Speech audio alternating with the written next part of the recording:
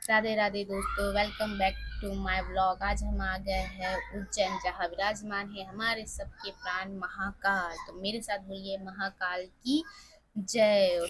इसी के साथ हम ब्लॉग को बढ़ाते हैं आगे, और पूरी जानकारी के लिए ब्लॉग को पूरा जरूर देखना। तो दोस्तों, ये है महाकाल मंदिर में जाने का मुख्य द्वार, लेकिन आज ये बंद है। यहाँ से उन्हीं को एंट्री है जिन्होंने जो लोग वीआईपी है और जिन्होंने भस्म आरती के लिए पहले से बुकिंग करा के रखे, तो वो लोग ही इस गेट से जा सकते हैं। बाकी जो भी नॉर्मल पब्लिक है, जो आम जनता आई है, वो उनके लिए दूसरा गेट बनाया हुआ है, तो वो लोग वहां से जाएंगे। तो पूरा ब्लॉग देखना और मेरे साथ बने रहिएगा। मैं सब कुछ बताऊंगी आपको कि कैसे भस्म आरती के लिए बुकिंग करानी है, कैसे वीआईपी दर्शन कर सकते हो आप। तो पूरी जानकारी मैं आपको दूंगी, तो ब्लॉग पूरा जरूर देखना। तो दोस्तों, यहाँ पे हमेशा भीड़ नहीं होती। ये तो महाशिवरात्रि और श्रावण महीने में यहाँ पे ज़्यादा भीड़ होती है। तो अगर आप आम दिनों में आओ तो ये गेट आपको खुला मिलेगा और सबकी एंट्री यहाँ से ही होती है, तो आराम से दर्शन कर सकते हो। अभी क्या भीड़ ज़्यादा है, इसलिए बहुत लॉन्ग होके आपको जाना पड़ेगा। कम से कम 5 से 6 किलोमीटर चलने का है, और बहुत ज़्यादा भीड़ है। आपको मैं दिखाती हूँ आगे कि कितनी भीड़ है। तो यहाँ के मंदिरों की बात करें कि उज्जैन में कितने मंदिर है और कौन से मंदिर में हमें जाना चाहिए, कौन से ज़्यादा फेमस है, तो सबसे पहले नंबर पे आता है महाकालेश्वर, जो 12 ज्योतिर्लिंगों में से एक है और सबसे मेन मंदिर है। दूसरे नंबर पे है काल भैरव मंदिर, जिनको मदिरा का भोग लगता है। तीसरे नंबर पे है राम घाट, जो शिप्रा नदी के किनारे स्थित पवित्र घाट है। शाम की आरती यहाँ की फेमस है। चौथे नंबर पे है हरसिद्धि मंदिर, और पांचवें नंबर पे मंगलनाथ मंदिर। छठे नंबर पर चिंतामन गणेश मंदिर। सातवें नंबर पर गढ़ कालिका मंदिर, और 8वें नंबर पर इस्कॉन मंदिर।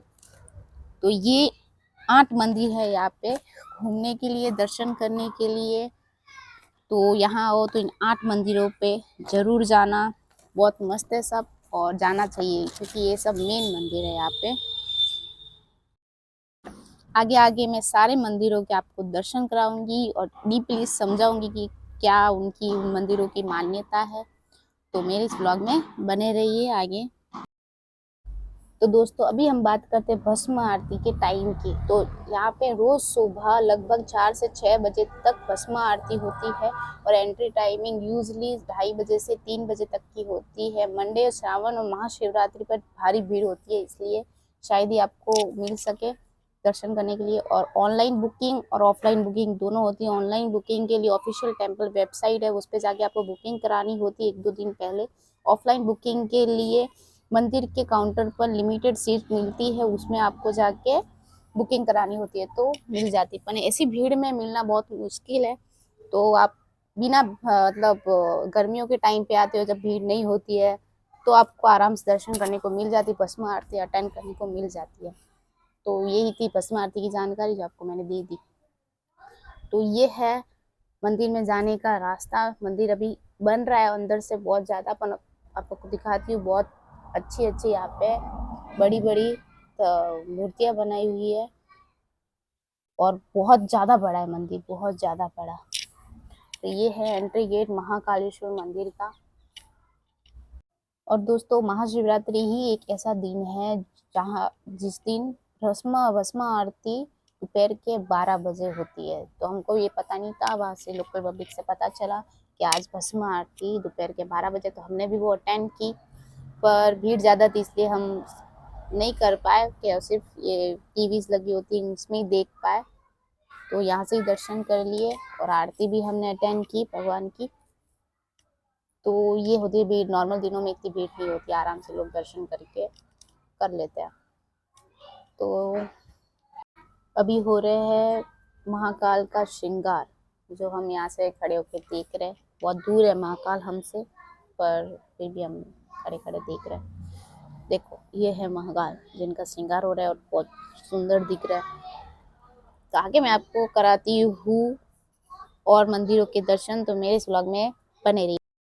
तो अभी हम आ गए हैं मशरी संदीपनी आश्रम, जहाँ पर श्री कृष्ण भगवान और उनके मित्र सुदामा ने यहाँ से पढ़ाई की थी, यहाँ से शिक्षा ग्रहण की थी। तो ये वही आश्रम है।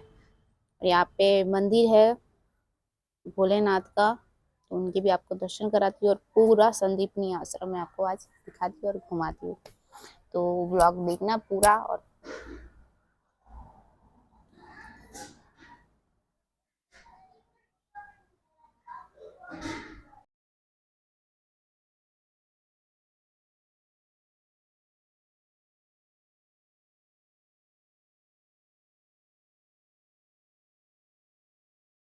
तो ये है संवेश्वर महादेव का मंदिर जो संदीपनी आश्रम के अंदर ही है।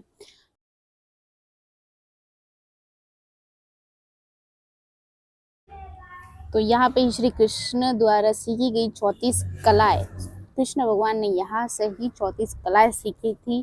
तो ये वही आश्रम है जहाँ से हमारे श्री कृष्ण भगवान और सुदामा ने पढ़ाई की थी, शिक्षा ग्रहण की थी।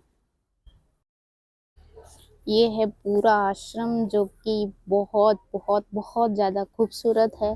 लाइटिंग वगैरह सब कुछ बहुत अच्छा था। और यहाँ पे सामने तस्वीरें लगाई हुई है श्री कृष्ण और सुदामा की, मतलब जो यहाँ जब यहाँ पे पढ़ाई करते थे तो वो सब यहाँ पे तस्वीरों में दिखाया गया है। और ये पूरा कितना सुंदर है, आप देख सकते हो।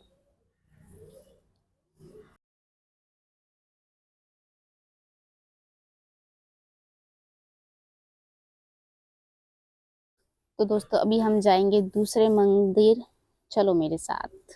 तो ये है मंगलनाथ का मंदिर, मंगल भगवान का मंदिर।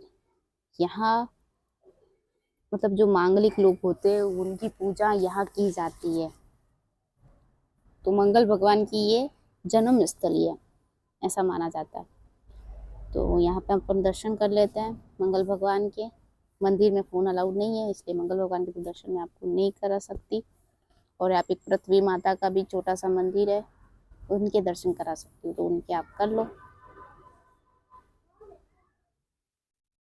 तो ये है पृथ्वी माता का मंदिर, भुवनेश्वरी। बोलो भुवनेश्वरी की जय।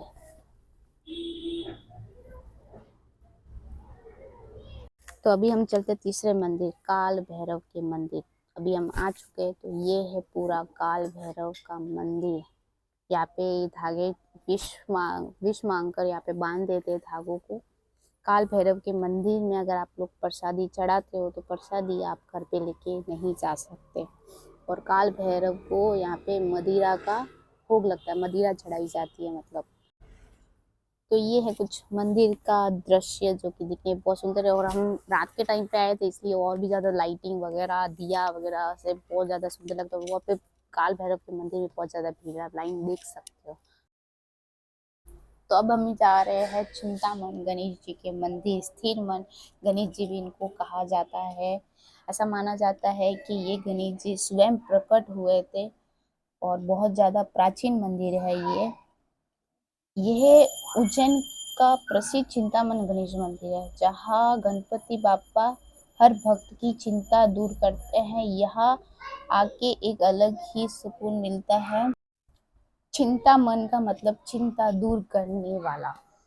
तो इन गणेश जी के दर्शन करने मात्र से ही अपनी चिंता दूर हो जाती है। इनके साथ में जो भी मांगते हैं वो विश पूरी हो जाती है और ये अपनी चिंता दूर कर देते हैं। तो यहाँ पे आओ, उज्जैन में आओ तो इनके दर्शन जरूर करना। तो ये है पूरा मंदिर, पूरा मंदिर आपको भी मैं दिखाती हूँ। ये स्थिर मन गणेश की पूरा लिखा हुआ है कि किनके द्वारा बनवाया गया था पूरा, मतलब आप पॉज करके पढ़ लेना। और ये है बार का बाजार। तो अभी हम जा रहे हैं गढ़ कालिका माता के मंदिर, जो जस्ट स्थिर मन या चिंता मन गणेश मंदिर के जस्ट पास में ही है। तो यहाँ पे आओ और गढ़ कालिका माता के दर्शन ना करो, ऐसा हो ही नहीं सकता। शिव जी के दर्शन करो और पार्वती के दर्शन ना करो, ये थोड़ी होगा। तो यहाँ पे आओ तो गढ़ कालिका माता के दर्शन जरूर करना। तो मंदिर में ज़्यादा भीड़ थी नहीं, तो चलो मैं गढ़ कालिका माता के आपको दर्शन करवाती हूँ। और ये भी मंदिर बहुत ज़्यादा बड़ा है और प्राचीन भी है। तो बोलो गढ़ कालिका मात की जय।